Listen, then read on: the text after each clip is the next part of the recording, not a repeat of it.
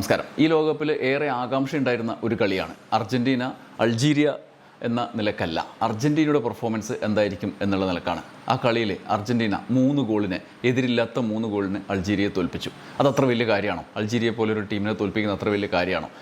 അർജൻറ്റീനയുടെ കളി അത്ര വലിയ കളിയാണോ? അൾജീരിയക്ക് തിരിച്ച് എത്രമാത്രം പ്രതിരോധിക്കാനായി? നമുക്ക് ഈ 3-0 കളിയെക്കുറിച്ചുള്ള ആകാംക്ഷ പങ്കുവെക്കാമെന്ന് വിചാരിച്ചിട്ടാണ് ഞാൻ വന്നത്. ഒരു ഗംഭീര അനുഭവമായി മാറി.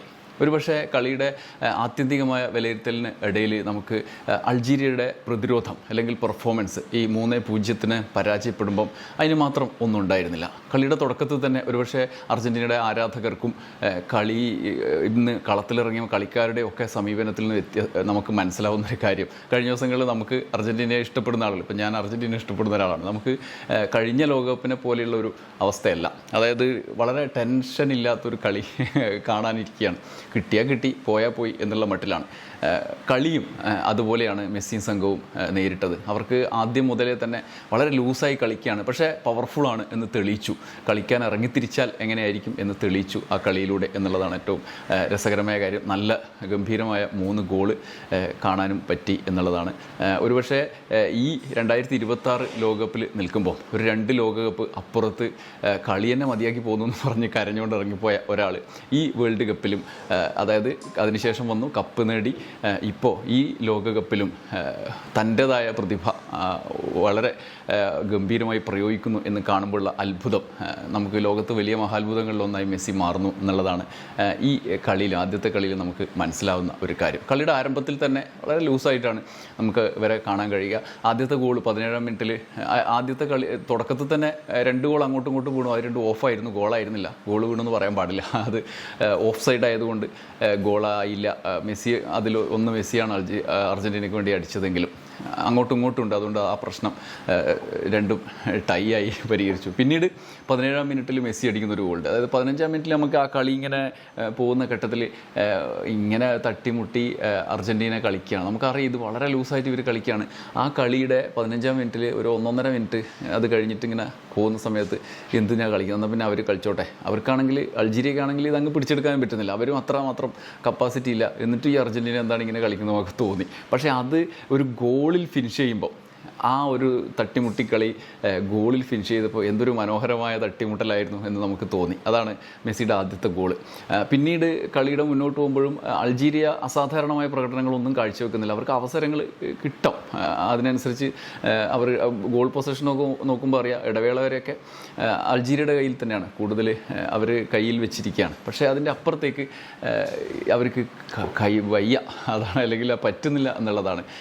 അവർ ആ നിലയിലാണ് ലൂക്കാസ് സിഡാൻ, അവരുടെ ഗോളി, വലിയ നമ്മളെ ലോകത്തിൽ തന്നെ പ്രശസ്തരായ ഗോളികളിൽ ഒരാളാണ്. അദ്ദേഹത്തിൻ്റെ ഹെൽമെറ്റ് നിങ്ങൾ ശ്രദ്ധിച്ചിട്ടുണ്ടാവും. സ്പാനിഷ് ലീഗിൽ, ലാലിഗല്ല, അവിടുത്തെ ഒരു 2ാം നിര ലീഗിൽ ഗ്രനഡയ്ക്ക് വേണ്ടി കളിക്കുമ്പോൾ തോന്നുന്നു അതിന് ഒരു മറ്റൊരു കളിക്കാരനായിട്ട് കൂട്ടിമുട്ടി അദ്ദേഹത്തിൻ്റെ താടിയലിന് പരിക്കേറ്റ് ഇപ്പോൾ അദ്ദേഹം തിരിച്ചു വന്നിരിക്കുകയാണ്. ഒരു അതിജീവനത്തിൻ്റെ ഒരു പ്രതീകമായിട്ട് അൾജീരിയയുടെ ഗോളി ലൂക്കാസ് സിഡാൻ, എൽ സിഡാനെ എന്ന് പറയുന്ന ഒരാൾ അവിടെ ഉണ്ടായിരുന്നു. ആ കളിയിലെ ഒരു പ്രത്യേക പോയിന്റിൽ അദ്ദേഹം അവിടെ വരുന്നുണ്ട് നമ്മുടെ മുമ്പിൽ. പക്ഷേ അൾജീരിയക്ക് പറ്റുന്നുണ്ടായിരുന്നില്ല. എങ്കിലും അവർ പലതവണ ശ്രമിക്കുന്നുണ്ട്. അത്ര മോശം ടീമാണെന്നും പറയാൻ പറ്റില്ല. പക്ഷേ അർജൻറ്റീന വളരെ ലൂസായിട്ടാണ്. പക്ഷേ ലൂസായിട്ട് പോകുമ്പോഴും അവർക്ക് നിർണായക സമയത്തൊക്കെ ഗോൾ അടിക്കുന്നുണ്ട് എന്നുള്ളതാണ്. പിന്നെ മെസ്സിയുടെ 2ാമത്തെ ഗോളും 3ാമത്തെ ഗോളും മനോഹരമായിട്ട് വന്നു. ഗംഭീരമായിട്ട് കളി മുന്നോട്ട് പോയി. പിന്നെ ഒരു കാര്യം നമുക്ക് ഈ അർജൻറ്റീനയുടെ ടീമെന്ന് പറഞ്ഞാൽ എമ്മാതിരി ടീമാണ്. ബെഞ്ചിലിരിക്കുന്ന ആളും ഒരു വേറൊരു ടീം, വേൾഡ് കപ്പ് ടീമാണ്. അകത്ത് കളിക്കുന്ന ആളും അങ്ങനെയാണ്.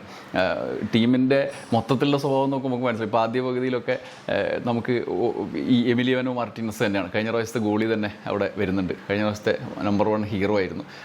3 മാർട്ടിനസ്മാരാണ്, എവിടെ നോക്കിയാലും മാർട്ടിനസാണ്. ലൗട്ടാറോ മാർട്ടിനസ് ഉണ്ട്, ലിസാൻഡ്രോ മാർട്ടിനസ് ഉണ്ട്, എമിലിയാനോ മാർട്ടിനസ് ഉണ്ട്. ഇനി 11 ആളും മാർട്ടിനസ് ആവുന്ന ഒരു കാര്യം അർജൻറ്റീനയ്ക്ക് വരുമോ നമുക്കറിയില്ല. എന്തായാലും എല്ലാവരും ഗംഭീരമായിട്ട് പെർഫോം ചെയ്യുന്നുണ്ട്. അവർ പറഞ്ഞില്ലേ, ലൂസായി വിട്ട അവസരങ്ങൾ ആണ് അതിൻ്റെ ഒരു പ്രശ്നം. പിന്നെ ഇടവേള കഴിഞ്ഞ് കുറച്ച് കഴിഞ്ഞപ്പം ലൗട്ടാറോ പുറത്തിറങ്ങി. പകരം വരുന്ന ആൾക്കാർ അതിനേക്കാളും വലിയ ആൾക്കാരാണെന്നുള്ളതാണ്. പിന്നെ മെസ്സിയും ഇടയിൽ പിന്നെ 70-ാമത്തെ മിനിറ്റൊക്കെ കഴിയുമ്പോൾ മെസ്സിയും പുറത്തിറങ്ങി. അങ്ങനെ വലിയ സംഘം പുറത്തിറങ്ങുമ്പോഴും അതുപോലെ വരാനുള്ളൊരു ടീം അവരുടെ കയ്യിലുണ്ട്. പക്ഷേ ഇത് വിലയിരുത്താനുള്ളൊരു, ഈ വേൾഡ് കപ്പിൽ ഇവരുടെ പ്രകടനം എങ്ങനെയായിരിക്കും വിലയിരുത്താൻ പറ്റിയൊരു കളിയല്ല എന്ന് ഞാൻ ആദ്യമേ പറയുന്നു. കാരണം അൾജീരിയ അവിടെ അവരുടെ പെർഫോമൻസ് കഴിഞ്ഞ വേൾഡ് കപ്പിലും അങ്ങനെ തന്നെ എങ്ങനെയായിരുന്നു ഇതിൻ്റെ നേരെ ഓപ്പോസിറ്റ് ആയിരുന്നു. അർജൻറ്റീന തോറ്റ മത്സരമാണല്ലോ സൗദി അറേബ്യയോട് ആദ്യത്തെ, പിന്നെ അവരുടെ വരവാണ് കപ്പിലേക്ക് എത്തിയത്. ഇത്തവണ അതുകൊണ്ട് കൂടി അർജൻറ്റീനയാണ്, അതുകൊണ്ട് എങ്ങനെയാണെന്ന് പറയാൻ പറ്റില്ല. പക്ഷെ നമ്മളെ രസിപ്പിച്ചൊരു കളിയാണ് എന്ന് ഉറപ്പിച്ച് പറയാൻ പറ്റും. മറ്റൊരു കാര്യം മെസ്സിയുടെ നേട്ടമാണ്. മെസ്സി 3 ഗോൾ നേടുമ്പോൾ ഇന്നലെ രാത്രിയാണ് ഫ്രാൻസിൻ്റെ എംബാപ്പെ 14 ഗോളിലേക്ക് എത്തി ലോകകപ്പിലെ ഏറ്റവും വലിയ ഗോൾ നേട്ടത്തിൻ്റെ തൊട്ടടുത്ത് എത്തിയത്. എന്നാൽ മെസ്സി ഇന്ന് 3 ഗോൾ അടിച്ച് അതിൻ്റെ അപ്പുറത്തിയിട്ട് മിറാസോ ക്ലോസയുടെ ഏറ്റവും കൂടുതൽ ഗോൾ നേടിയ ലോകകപ്പിലെ നേട്ടത്തിനൊപ്പമെത്തി. ഏറ്റവും കൂടുതൽ ഗോൾ നേടിയ ഇപ്പോൾ 2 പേരാണ്. 16 ഗോൾ മിറാസോ ക്ലോസയും മെസ്സിയും ആണ്. 15 ഗോൾ നേടിയ നമ്മുടെ റൊണാൾഡോ, ക്രിസ്ത്യാനോ അല്ല, നമ്മുടെ ബ്രസീലിൻ്റെ റൊണാൾഡോ ഉണ്ട്. 14 ഗോൾ നേടിയ മുള്ളറിൻ്റെ കൂടെ നമ്മുടെ എംബാപ്പെ ഉണ്ട്. എംബാപ്പെ ഇതേ പോക്കാണെങ്കിൽ ഇതിനൊക്കെ മറികടക്കും. 16 അപ്പുറത്ത് പോകും, ഭാവിയിൽ പോകും. പക്ഷേ ഈ വേൾഡ് കപ്പിൽ മെസ്സി ഇങ്ങനെ പോകുമ്പം അതിന് 1-1 എന്ന് പറഞ്ഞ് തിരിച്ചടിക്കാവുന്ന നിലയിലുള്ള ഒരു പ്രതിഭ അദ്ദേഹത്തിൽ അവശേഷിക്കുന്നുണ്ട് എന്നുള്ളതാണ്. രണ്ടാമത്തത് ഹാട്രിക്ക്. ഇവിടെ 16 ഗോള് റെക്കോർഡിന് തുല്യ റെക്കോർഡ് വേറൊരാളുമായിട്ട് പങ്കുവെക്കുകയാണെങ്കിൽ ഹാട്രിക്കിൻ്റെ കാര്യത്തിലും ബാറ്റിസ്റ്റൂട്ട, നമ്മുടെ അർജൻറ്റീനയുടെ മറഡോണയ്ക്ക് ശേഷം നമ്മുടെ ഒരു ആരാധനാപാത്രമായി മാറിയ അർജൻറ്റീനയുടെ ബാറ്റിസ്റ്റൂട്ടയ്ക്കൊപ്പം ഹാട്രിക്ക് നേടിയ ഒരാൾ എന്നുള്ള ഒരടയാളം കൂടി മെസ്സി വേൾഡ് കപ്പിൽ ഹാട്രിക് നേടി എന്നുള്ള ഒരടയാളം കൂടി ഈ വേൾഡ് കപ്പിൽ ഉണ്ടാക്കി വെച്ചിരിക്കുകയാണ്. അങ്ങനെ വ്യത്യസ്തമായ അനുഭവമാക്കി മാറ്റാൻ, ഈ നല്ലൊരു എൻ്റർടൈനറാക്കി മാറ്റാൻ ഈ കളിക്ക് കഴിഞ്ഞു. അവസാന നിമിഷം വരെ 16-ലും 70-ലും 76 മിനിറ്റിലും നേടിയ 3 ഗോളുകൾ. അവസാനത്തെ ഗോളൊക്കെ അപ്രതീക്ഷിതമായിട്ട് കിട്ടുമ്പോൾ ആ ഗോൾ ഉണ്ടാക്കിയൊരു ഇമ്പാക്റ്റ് ഉണ്ട്. അത് ഭയങ്കര രസമാണ്. ഈ ഗോൾ നേട്ടത്തിൻ്റെ റെക്കോർഡിലേക്ക് എത്തുന്നു, ഹാട്രിക്ക് കിട്ടുന്നു, അർജൻറ്റീന 3ാമത് ഗോൾ നേടുന്നു, എതിരില്ലാത്ത ഗോൾ നേടുന്നു. അവസാന ഘട്ടത്തിൽ ഏറ്റവും ഒടുവിൽ അൾജീരിയക്ക് ഗോളടിക്കാൻ നിങ്ങൾ അടിച്ചോ എന്ന് പറഞ്ഞിട്ടാണോ എന്നറിയില്ല, അവിടെ കൊണ്ടിട്ട് കൊടുക്കുന്നുണ്ട്. പക്ഷേ അൾജീരിയക്ക് അത് പറ്റുന്നില്ല, ഗോളാക്കാൻ പറ്റുന്നില്ല. അതനുസരിച്ചിട്ടുള്ളൊരു പെർഫെക്ഷനിലേക്ക് അവർക്ക് എത്താൻ പറ്റുന്നില്ല എന്നുള്ളൊരു പരിമിതി ഇതിനകത്തുണ്ടായിരുന്നു. ഇനി ഈ ഗ്രൂപ്പിലെ മറ്റ് കളികളിലും എങ്ങനെയൊക്കെ ആയിരിക്കും എന്ന് നമുക്കറിയില്ല, അത് കാത്തിരുന്ന് തന്നെ കാണണം. എന്തായാലും ഇന്നത്തെ കളി ഗംഭീര അനുഭവമായി. അർജൻറ്റീന ഇതുപോലെ ആയിരിക്കില്ല ഇനി എന്നുള്ള സൂചന ഇതിൻ്റെ അവസാനം അൾജീരിയ ഒന്ന് കയറി കളിച്ചപ്പം നമുക്ക് മനസ്സിലായി അർജൻറ്റീന ഉണർന്ന് കളിക്കാനുള്ള, ഏത് നിമിഷം ഉണർന്ന് കളിക്കാനുള്ള കപ്പാസിറ്റിയിലേക്ക് വരുന്നുണ്ടെന്ന്. നമുക്കറിയില്ല മറ്റ് കളികളിൽ എങ്ങനെയായിരിക്കുമെന്ന്, 2ാം റൗണ്ടിലേക്ക് കടക്കുമ്പോൾ എങ്ങനെയായിരിക്കുമെന്ന് നമുക്കറിയില്ല. എന്തായാലും ഈ കളിയിൽ വളരെ ഒന്നും നഷ്ടപ്പെടാനില്ലാത്തൊരു സംഘം വന്നിട്ട് കളി വളരെ ഈസി ആയിട്ട് ജയിച്ചു പോകുന്ന ഒരു കളിയായിട്ടാണ് എനിക്ക് അനുഭവപ്പെട്ടത്. കളി കണ്ടവർക്ക് ഇതുപോലെയുള്ള അനുഭവങ്ങൾ പങ്കുവെക്കാം. നമുക്ക് കമൻറ്റ് ബോക്സിൽ കാണാം. അടുത്ത കളിയായിട്ട് വീണ്ടും കാണാം. നന്ദി, നമസ്കാരം.